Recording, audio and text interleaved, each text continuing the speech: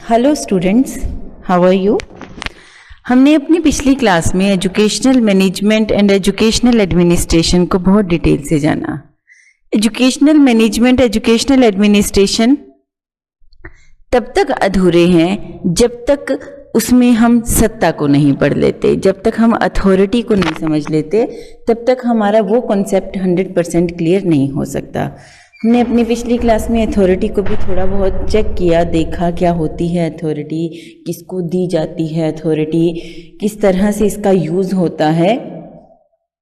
Exam के point of view से अगर हम देखें तो एग्जामिनेशन के पॉइंट ऑफ व्यू से इस पर आपसे शॉर्ट नोट पूछा जाना चाहिए, डिटेल नोट्स इस पर नहीं होंगे।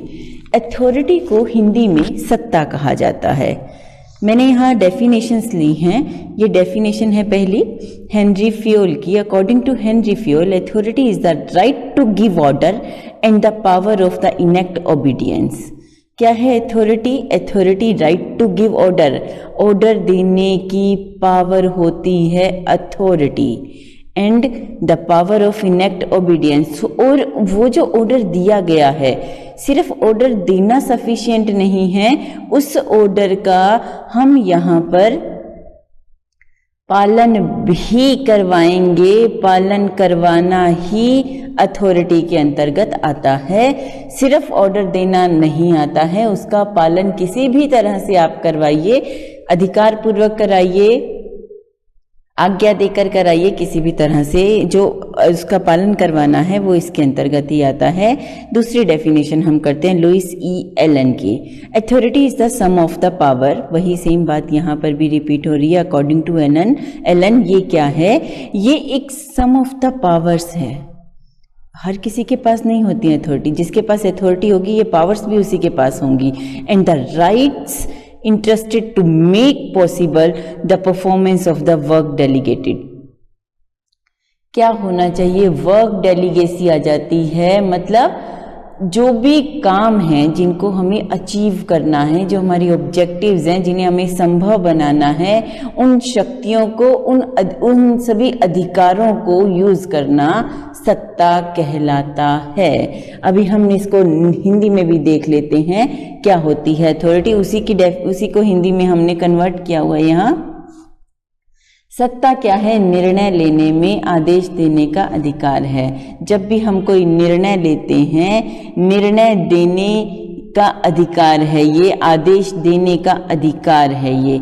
यहाँ लेने, सत्ता निर्णय लेने वाला है, निर्णय लेना, निर्णय हमने ले लिया है, हमने डिसीजन ले लिया है कि हम जहाँ पर भी काम कर रहे हैं उस संस्था के लिए क्या डिसीजन लिए जाने चाहिए, किस तरह के स्टूडेंट्स का एडमिशन होगा और उनका क्या क्राइटेरिया रहेगा, उन्हें हमारे किन रूल्स को फॉलो करना पड़ेगा। और निर्णय लेने के साथ साथ आदेश भी दिया जाएगा। जी हमारे यहाँ पर ये यूनिफॉर्म है, इस यूनिफॉर्मिटी के पैटर्न को आपको फॉलो करना पड़ेगा। ये आदेश देना है, आदेश देने का अधिकार है। अकॉर्डिंग टू डेविस है ये डेफिनेशन हेनरी फ्योल की। हमने पहले इंग्लिश में समझ ली है, ये हिंदी में डेफिनेशन है। हेनरी फ्योल के अनुसार क्या है? सत्ता क्या है? आदेश देने का अधिकार है। मतलब सभी को आदेश देने का अधिकार नहीं होता, जिसके पास सत्ता होगी वही अधिकार दे पाएगा। और उससे पालन करवाने के लिए बाध्य करने की शक्ति है सत्ता। किसी भी तरह से कराइए आप उसको। अगर बच्चा हमारे उन नियमों का पालन नहीं करता है तो हम उसे अपने स्कूल से, अपने कॉलेज से रिस्ट्रिक्ट कर सकते हैं, हम उसकी एंट्री बैन कर सकते हैं। ये है बाध्य करने की शक्ति है। लुइस ई एलन के अनुसार प्रत्यायोजित कार्यों के निष्पादन को संभव बनाने हेतु सभी की शक्ति और अधिकार सत्ता कहलाते हैं। प्रत्यायोजित कार्यों के निष्पादन को संभव बनाने हेतु सभी नहीं आएगा, यहाँ पर ये गलत टाइप हो गया है। यहाँ पर आएगा सौंपी हुई, सौंप दी है जो हमने, सौंपी गई शक्ति शक्तियां और अधिकार सत्ता कहलाते हैं। ये टाइपिंग मिस्टेक है बच्चों, इसको ठीक कर लीजिए। जो दे दी गई हैं, समर्पित कर दी गई हैं, सौंप दी गई हैं, वो शक्तियां इसके अंतर्गत आती हैं। नेक्स्ट है कैरेक्टरिस्टिक्स ऑफ अथॉरिटी। उम्मीद करती हूँ यहाँ तक आपको समझ में आ गया होगा कि सत्ता क्या है। निर्णय लेना, अधिकार लेना, वो शक्ति है जो आदेश को आगे बढ़ाती है, जो उस आदेशों का क्रियान्वयन सुनिश्चित करती है, चाहे वो ट्रैफिक पुलिस का वो सिपाही क्यों ना हो, कोई टीचर क्यों ना हो, कोई एडमिनिस्ट्रेटर क्यों ना हो। जिसके पास कोई भी अधिकार है, उस अधिकार को उस पूरा करवाने के लिए, उसके से रिलेटेड कर्तव्यों को पूरा कराने के लिए। जैसे हमने अपनी पिछली क्लास में ट्रैफिक पुलिस का एग्जाम्पल लिया था। ट्रैफिक पुलिस चाहे तो किसी भी बड़े से बड़े पॉलिटिकल पर्सन को, किसी भी व्यक्ति को बीच रास्ते में रोक सकता है, क्योंकि उसके पास अधिकार है उसको रोकने का। वो चाहे तो यदि उसके पास पेपर कंप्लीट नहीं है तो चालान भी काट सकता है। हेलमेट नहीं पहना है तो भी चालान उसका काटा जा सकता है, चाहे वो प्रधानमंत्री की पोस्ट पर ही क्यों ना हो। लेकिन ये अधिकार उसको दिए गए हैं कि इन अधिकारों के अंतर्गत उसे क्या करना है। जो भी हेलमेट नहीं पहनेगा, जो भी ट्रैफिक नियमों का पालन नहीं करेगा, उसको दंडित किया जा सकता है। चलिए हम कैरेक्टरिस्टिक्स देखते हैं। Characteristics of authority. अथॉरिटी की सत्ता क्या है, इसे हम पहले हिंदी में देख लेते हैं। सत्ता क्या है? सत्ता निर्णय लेने, अधीनस्थों को कार्य सौंपने और उनसे संतोषप्रद निष्पादन करवाने की अपेक्षा रखने का अधिकार है। सत्ता वही बात आ रही है, ये इसकी विशेषताओं में है। हम यहाँ पर निर्णय ले रहे हैं। जो भी हमारे अंडर में काम करते हैं उन अधीनस्थों को हमने कार्य सौंप दिया है और उनसे सेटिस्फैक्ट्री हमने क्या करवाना है, उनसे अचीव करवाने हैं अपने गोल्स। उनसे हम ये अपेक्षा रखते हैं कि वो हमारे आदेश को मानेंगे। वही अधिकार सत्ता कहलाता है। नेक्स्ट है, यह प्रबंधकीय मतलब मैनेजमेंट से रिलेटेड, प्रशासकीय मतलब एडमिनिस्ट्रेशन से रिलेटेड अधिकार है। जो सत्ता है वो अधिकार जो भी चेयरपर्सन है उसे दिए जाते हैं।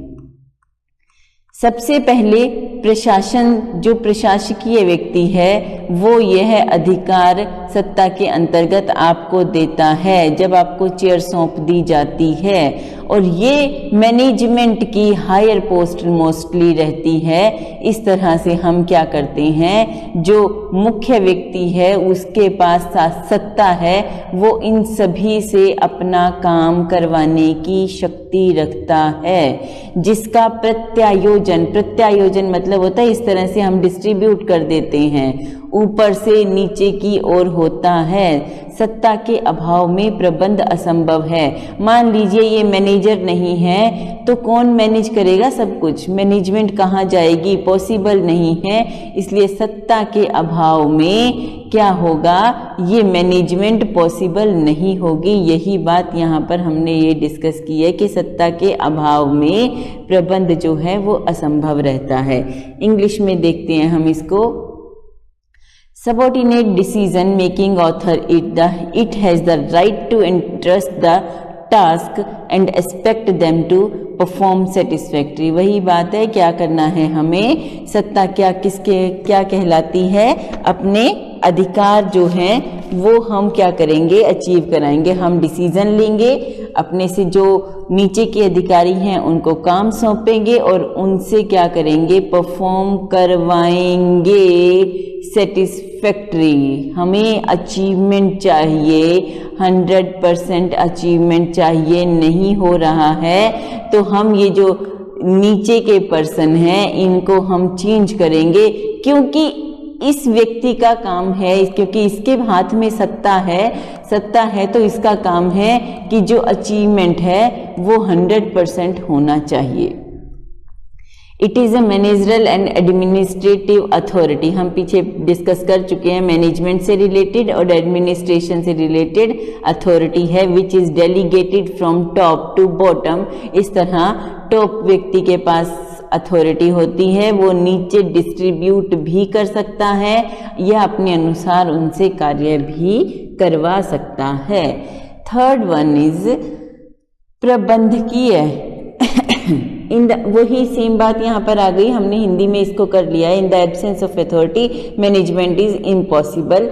अथॉरिटी पॉसिबल नहीं है, अथॉरिटी हो ही नहीं सकती है, अथॉरिटी के बिना मैनेजमेंट पॉसिबल नहीं है। द अथॉरिटी हैज़ हाई जुडिक्शन, मतलब इसी के पास सबसे अधिक पावर्स रहती हैं, या ये कहें लीगली वो उसके लिए एलिजिबल रहता है, उसके पास लीगल अथॉरिटी रहती है, उसके पास पोस्ट है तो उस पोस्ट से रिलेटेड यहाँ पद से संबंधित जितनी भी पावर्स हैं वो उसको मिल जाती हैं अकॉर्डिंग टू विधान, हमारे कॉन्स्टिट्यूशन के according. The statutory source of authority rests which is the chief administrative office. इसका हेड कौन होता है? चीफ एडमिनिस्ट्रेटिव ऑफिसर होता है। ये क्या करता है? मुख्य प्रशासनिक अधिकारी जो है इसके पास सारी लीगल अथॉरिटी रहती हैं। यही आगे आगे चाहे तो पावर्स बांट दे। इस एक व्यक्ति के पास सारी पावर हैं, जो चीफ एडमिनिस्ट्रेटिव ऑफिसर है, इसने अपने नीचे वालों को ये पावर्स बांट दी गई हैं। फॉर एग्जाम्पल, हमारे प्रधानमंत्री जी, प्राइम मिनिस्टर के पास क्या है? ये सारी पावर्स हैं। पावर्स उन्होंने क्या किया? आगे बांट दी। ये हमारे सीएम हैं। आप यहाँ पर क्या करिए, इस तरह से अपने अपने राज्य में काम करवा लीजिए। सीएम ने क्या किया? जो हर नगर निकाय थे या कुछ जो सिटीज़ थी, सिटीज़ में जो भी उनके कुछ पावर किसको दे दी गई? कलेक्टर को दे दी गई, और कुछ पावर दे दी गई पॉलिटिकल हेड को दे दी गई। जो भी हमारा पॉलिटिकल हेड है वहाँ का, उसको दे दी गई। एमएलए को ये पावर हमने दे दी है। इस तरह से ये चीफ एडमिनिस्ट्रेटिव ऑफिसर चाहे तो अपनी पावर्स को इस तरह से डिस्ट्रीब्यूट कर सकता है, और अगर नहीं चाहता है तो ये डायरेक्ट जनता तक भी जा सकता है, लेकिन सत्ता जो है वो इसी चीफ एडमिनिस्ट्रेटिव ऑफिसर के पास ही रहेगी। सत्ता के अभाव में प्रबंध असंभव है। सत्ता का अधिकार क्षेत्र उच्च स्तर पर होता है। जो भी हायर पोस्ट पर रहता है उसके पास ये अधिकार रहता है। वैधानिक स्रोत मतलब लीगल अथॉरिटी है किसके पास? मुख्य प्रशासनिक अधिकारी के पास। अभी हमने पीछे डिस्कस कर ही लिया है, चीफ एडमिनिस्ट्रेटिव ऑफिसर के पास ही सारी की सारी पावर्स रहती हैं। नेक्स्ट है, संगठनात्मक लक्ष्यों की पूर्ति के लिए सत्ता का उपयोग होता है। संगठनात्मक लक्ष्यों की पूर्ति मतलब हमारी जो भी कोई संस्था है, देखिए संस्था किसी एक व्यक्ति से तो बनती नहीं है, वो इन सभी को मिलाकर बनेगी। और हम एडमिनिस्ट्रेशन और मैनेजमेंट में ये चीज़ पढ़ चुके हैं कि कोई भी संस्था तभी सक्सेसफुल होती है जब इन सभी लोगों का मेन एम एक ही रहता है। जब एम सेम होगा तभी ये सब लोग मिलकर काम करेंगे। तो वो जो एम है वही एम संगठनात्मक लक्ष्य कहलाता है, और उसको हम अचीव कैसे करेंगे? उसको हम सत्ता के द्वारा ही अचीव करेंगे, क्योंकि देखिए जितने ब्रेन हैं उतने ब्रेन चलेंगे और सब अपने अपने हिसाब से चलेंगे। लेकिन यदि उन सबको मर्ज कर दिया जाए और एक उसका हेड बना दिया जाए तो ये सभी इसी के अकॉर्डिंग काम करेंगे। अब इस हेड का क्या काम रहेगा? इन सभी से फीडबैक लेना और अचीवमेंट फाइनलाइज करना कि कहाँ पर कितना अचीवमेंट हो रहा है, कहाँ पर कितना लैक रह रहा है, और हमें उस लैक से कैसे बाहर निकलना है, ये चीज़ हम यहाँ पर डिसाइड करेंगे। नेक्स्ट है, सत्ता आदेश देने, उनका पालन करने। हमने क्या किया? ऑर्डर कर दिया, उसको हमने पालन करा लिया, उसको उन ऑर्डर को फॉलो कैसे करवा रहे हैं, हम डिसीजन भी ले रहे हैं और स्थिति के अनुसार, यहाँ पर स्थिति का मतलब आपकी पोस्ट है, स्थिति के अनुसार अधिकार भी सत्ता के अंतर्गत आता है। पोस्ट के अकॉर्डिंग जो आपको अपने अधिकार मिल गए हैं वो अधिकार भी सत्ता के अंतर्गत आते हैं। क्लियर हो गया होगा यहाँ तक। अब हम इसको इंग्लिश में देख लेते हैं क्या कहा जाएगा। Authority is used for accomplishing organising goal, जो हमारे ऑर्गेनाइजेशन के एम हैं, गोल हैं, उनको अचीव करने के लिए हमने ये सत्ता के लिए बनाए हैं, अथॉरिटी को यूज किया है। Authority has the power to give order, इसके पास क्या है, अथॉरिटी के पास वो पावर है। देखिए हमने जो मैनेजमेंट पहले पढ़ा था और जो एडमिनिस्ट्रेशन पहले पढ़ा था, अगर उसमें से सत्ता को निकाल दिया जाए, अथॉरिटी को निकाल दिया जाए, तो ये दोनों अपनी अपनी जगह पर खड़े रहकर किसी से कुछ नहीं करवा सकेंगे।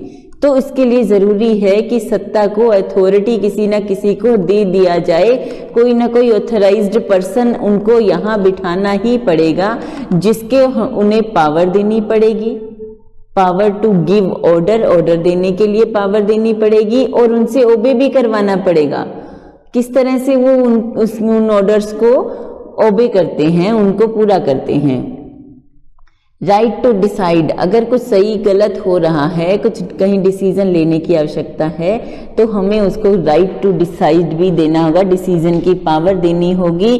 किसके लिए, किसके according, according to the post also comes under authority, post के अकॉर्डिंग, जो भी पोस्ट है, टॉप टू बॉटम, जिस भी पोस्ट पर जो भी व्यक्ति है उसके पास अपनी पोस्ट के अकॉर्डिंग कोई ना कोई अथॉरिटी रहती है। आप कोई कांच का गिलास छू कर दिखाइए बिना किसी 4th क्लास की परमिशन के, उसके पास भी अथॉरिटी है कि जो चाय के बर्तन हैं, जो ट्रे है, वो उसके अंडर में आता है, उसे रिप्लाई करना पड़ेगा अगर ये सामान इधर उधर कहीं हो जाता है तो, क्योंकि उसकी पोस्ट के अकॉर्डिंग उसको भी ये पावर दे दी गई है।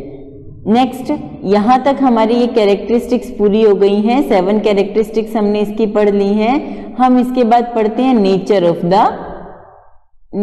द अथॉरिटी, सत्ता की प्रकृति। देखिए सत्ता की जो प्रकृति है हम उसके कई प्रकार करेंगे। ये जो सबसे पहला प्रकार हम पढ़ने जा रहे हैं, ये सबसे पहला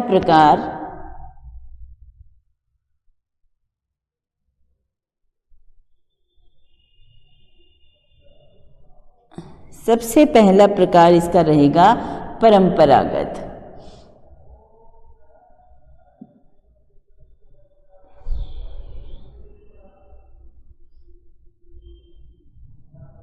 सत्ता की प्रकृति को हम देखते हैं। सत्ता की प्रकृति में क्या होगा, कानूनी दृष्टि से सत्ता की प्रकृति को हमें चेक करना होगा।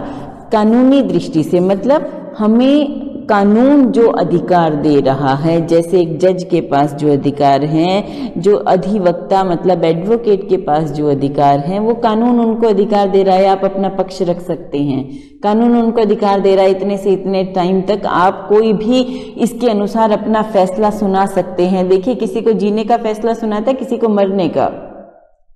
जज से कोई पूछने वाला नहीं है आपने ये फैसला क्यों सुनाया, क्योंकि कानून ने उसके हाथ में अथॉरिटी दे दी है, सत्ता दे दी है कि किस तरह से उसको काम करना होगा। अधीनस्थ कार्यकर्ताओं को आदेश देने की शक्ति के, आदेश का पालन करवाने की शक्ति कानूनी दृष्टि से सत्ता की प्रकृति के अंतर्गत आता है। मतलब कानून जो आपको दे देता है, जैसे कलेक्टर का पावर हम सबको मानना पड़ेगा।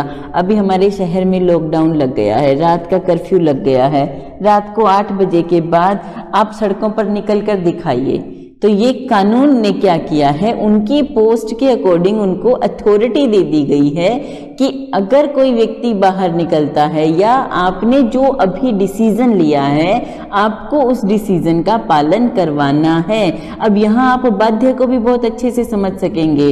अगर आप कहें कि मेरे को तो जाना ही जाना है, मैं तो नाइट वॉक पे जाता हूँ, अरे रात को आपको सैर करनी है तो आप घर के अंदर ही करिए, क्योंकि उनके पास अथॉरिटी है। वो चाहे तो आपको उठा के जेल में बंद कर सकते हैं, क्योंकि अथॉरिटी है उनके पास। आपने आराम से नहीं सुना, उन्होंने फाइन लगाया, आपने फाइन से भी नहीं सुना, तो उन्होंने क्या किया, आपको उठा के अंदर बंद कर दिया। अब तो आप मानेंगे, अब निकल के दिखाइए कैसे निकलते हैं। तो यह है कानूनी दृष्टि से सत्ता की प्रकृति।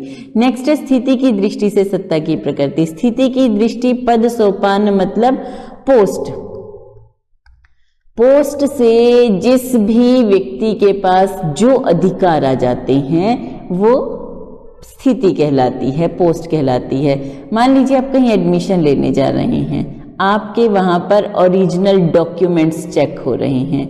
एक नंबर चीज पे आपने क्या किया, ओरिजिनल डॉक्यूमेंट्स चेक करा दिए।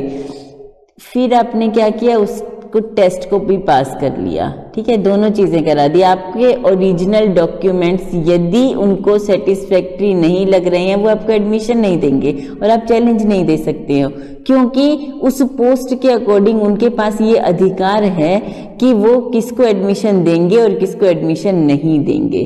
तो वो व्यक्ति जो भी उस पोस्ट पर बैठा है, नहीं देखा जाएगा कितना एलिजिबल है, कितना एलिजिबल नहीं है। आप उससे ज़्यादा एलिजिबल हैं, आप उससे कम एलिजिबल हैं, कोई फर्क नहीं पड़ता इन सब चीज़ों से, क्योंकि उसके पास ये सब अधिकार किससे पहुँचे हैं, उसकी पोस्ट से पहुँचे हैं। इसी चीज़ को हम देख लेते हैं इंग्लिश में भी। क्या है अथॉरिटी, सत्ता, nature of power, the legal point of view. ये है लीगल पॉइंट ऑफ व्यू, उसी को इंग्लिश में ले लिया हमने।